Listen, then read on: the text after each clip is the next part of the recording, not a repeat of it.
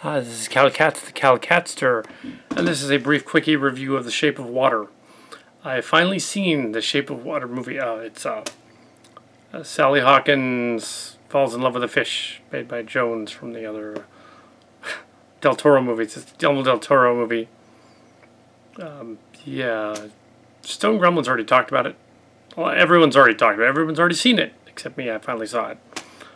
So yeah, basically the premise of this Oscar caliber movie is a fantasy film, which is a creature from the Black Lagoon, and Beauty and the Beast. Some other critic likened it to Maudie, her other movie from last year, but no, it's Beauty and the Beast.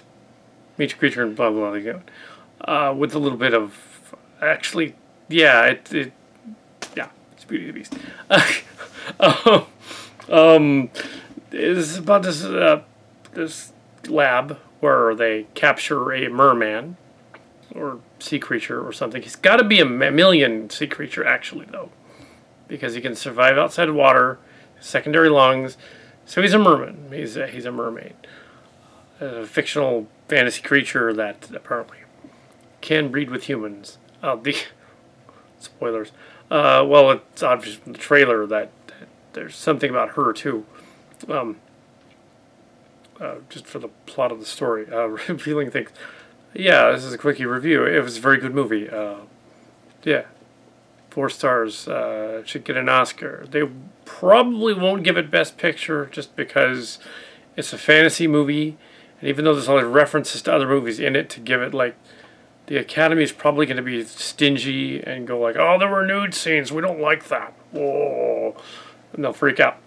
The audience was small. Apparently, the movie didn't cost that as much to make as a super big budget movie. So, actually, because they filmed it in Canada and they spent most of the money on the creature, and they filmed most of it in the studio. So actually, it's just about broke even so far, even though it's just in wide release just recently. It came out somewhere in 2017 at the last minute, like somewhere, possibly Canada or somewhere. So yeah. So it got the Oscar thing because it's the last one out.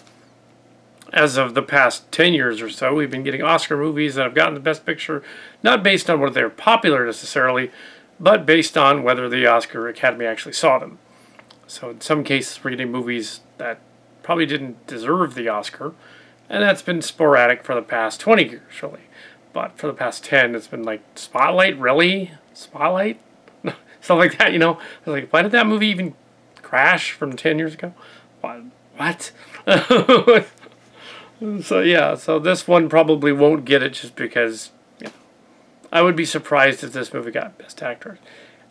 And Sally Hawkins plays a mute lady through most of it, so technically, is she going to get Best Actress for the movie? Maybe. Yeah. Maybe you get to see her naked, and but you know, that's different, and much more of a strong woman thing to do than it was for Kathy Bates to get naked or to show her boob in About Schmidt many years ago. To have Sally Hawkins do it makes more sense. That actually works. She even sleeps with a fishman. Apparently there's a backstory about her actually coming up with a script that was similar to this movie before she was hired on to do it. Can find no evidence of it being a body double, although it kind of does look like it's a body double anyway, because Sally Hawkins, her face and her neck and stuff looked different during the nude scenes than the... Anyway, there were 2 or 3 of them. And she plays a help person, and they, for some reason, reference the Black Lady's performance, Octavia's performance in The Help and Hidden Figures. And that's a little odd that she's typecast as the sassy Black Lady. I would think that would be typecasting. It'd be kind of fun if she played the not sassy Black Lady next one. But, okay, fine. And apparently the lady's caretaker, the white lady's caretaker, Hawkins' caretaker, she's the girl from Paddington 2, incidentally, and Paddington 1. The mother, yeah. Which is funny. But yeah, she's roughly She's a little younger than me, the actress is. Yeah, so, anyway, so, yeah, yeah, so in the movie, her caretaker is closeted in the 1960s, so he's closeted, and he tries to hit off on some dude at a pie place, and it doesn't work out. There's a number of other things in there. There's an evil bad guy, clearly bad guy dude, who the fishman bites off his fingers, and there's an old fingers plot device in there. He gets his fingers stuck back on, but it's like the 60s, so it doesn't work. They're gradually like falling off. Del Toro throws in these things in there. There's also a lot of blood at one point. Buckets of blood from something. Didn't just come from his hand. Yeah, so there's so it's a horror movie, definitely. It earns its R rating, but it's also a love story. It's a horror movie love story. It's a dark comedy, splatter comedy. I'd say, yeah, dark comedy with horror elements. But it's also a drama, so it's a dramedy. But no, that's good. I would say it's a quirky sort of, yeah, dark comedy. That's what I would bill it as if you're going to do an Oscar thing.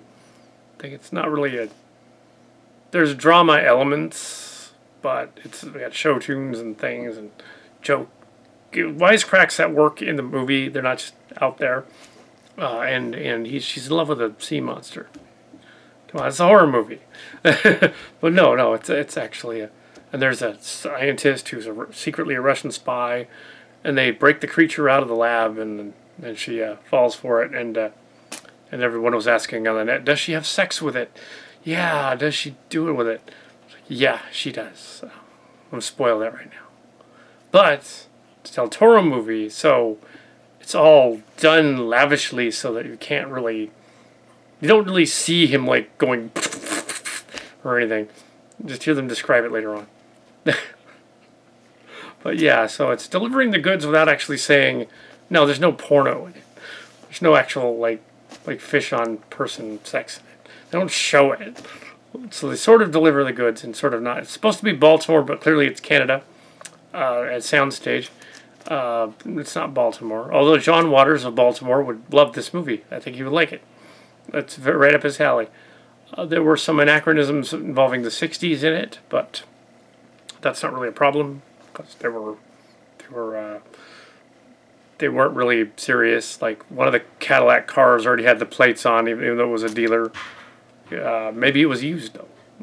It already had regular plates instead of dealer plates. There was a telephone that didn't do what it was doing, and somebody had a remote control on their TV, and they didn't have VCR, so they only had 3 channels back then. Somebody pointed out that as well on the websites, IMDb and stuff, but they didn't catch the remote control one. We didn't have remote controls that early on. It's like the 70s. That was 10 years later. If you had a remote, it would have been like a walkie-talkie. It would have been like 75 or 76. It would have been 10 years later. 10 or 11 years later. Oh, anyway, so yeah, that's The Shape of Water, love story about a lady in love with a creature from the Black Lagoon. The creature from sea monster. They don't show her making out with him. They almost do. It's a guy in a suit for practical effects most of the time, but it's a really well done suit. It's the guy from Hellboy. It's not directly, though. It's not the Fishman from Hellboy, although if that's the same universe, then perhaps the fish guy from Hellboy is a member of that species. He's an aquatic man. I wouldn't say he's an amphibian, though. I would say that he's got to be a mammal, because they imply implicitly at the end of the movie that she is actually partly a mermaid. And that those are gills. I think they would have figured that out, though. Yeah. But that's what they discover at the end. But they almost do the Romeo and Juliet thing, and they almost have all of them die. But then they do the Beauty and Beast thing, and he's got powers, so he fixes that. And yeah, the saltwater and freshwater thing is kind of mixed up, though, because the Amazon's maybe they were on the coast. Like, And how did the guy catch that creature that's like 7 feet tall? He couldn't have. Oh well. Typecasting was okay. It was cool that they got an actress that looks like vaguely like an early 40s version of one of my relatives. It's kind of funny. Also, it's not though. Also, she looks very. She looks like an average person you might see on the street, kind of thing.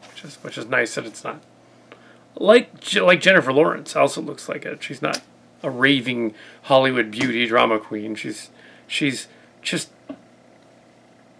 okay looking. She's nice, you know. The young people would say fugly, but no, she's not. She's better than fugly. But no, but yes, don't use that word. And they do sign language through most of it because she's supposed to be mute. So they have, so they had to teach her sign language and some dancing to have the dancing scene. And apparently the fish guy has the cure for baldness, which is to go on your head with.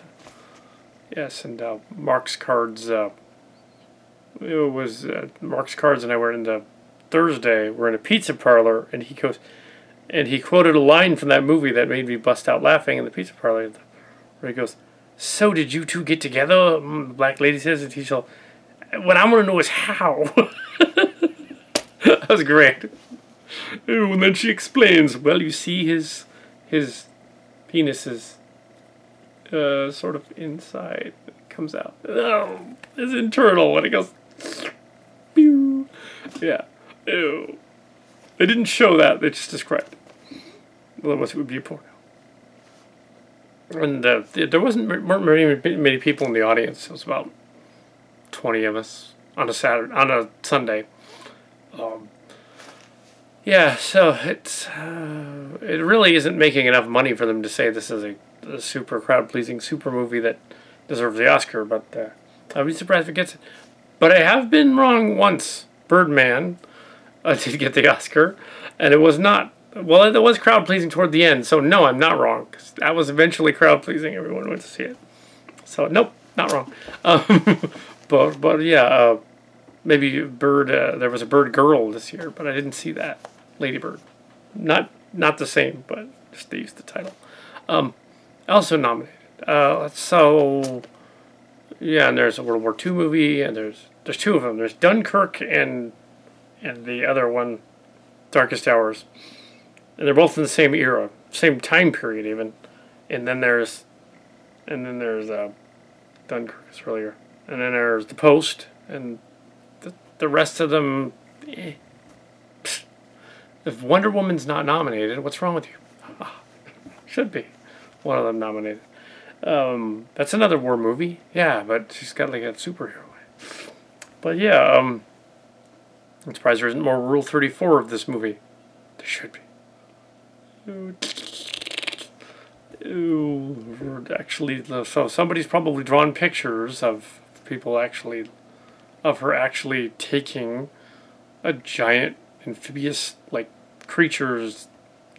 That's actually a genre going back a long time. Might go back to the 60s, but it was very popular in the 80s as well. I remember in the 80s there were a lot of, oddly enough, a lot of the Star Trek novels, they would throw in like stuff about women falling in love with fishmen. It would just be a random like fishmen thing in there. It was very popular in the 80s thing, mermen and merladies and sex and stuff. So they're doing it again.